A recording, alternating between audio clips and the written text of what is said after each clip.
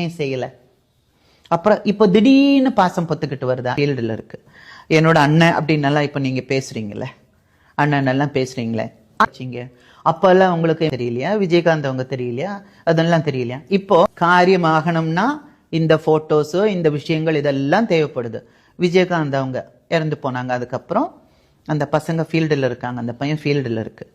என்னோட அண்ணன் அப்படின்னு எல்லாம் இப்ப நீங்க பேசுறீங்கல்ல, அண்ணன் எல்லாம் பேசுறீங்களே, அந்த டைம்ல கண்ணா என்னோட படத்தில் நீ ஒரு கெஸ்ட் அப்பியரன்ஸ் பண்ண, எனக்கு ஒரு கேரக்டர் நீ விஜயகாந்தோட பையன் சண்முக பாண்டியன் பாண்டியன் வந்து நீ என் படத்துல நீ ஒரு கேரக்டர் பண்ணு, இல்ல ஒண்ணு பண்றேன் உன்னோட படத்துல நான் ஒரு சாங் பண்றேன், ஒரு சாங் ஒரு ஃபைட் உனக்காக இல்ல என்னோட அண்ணனுக்காக, விஜயகாந்த் செய்யல? ஆமா, விஜயகாந்த் அண்ணனுக்காக நான் பண்றேன், ஏன் செய்யல?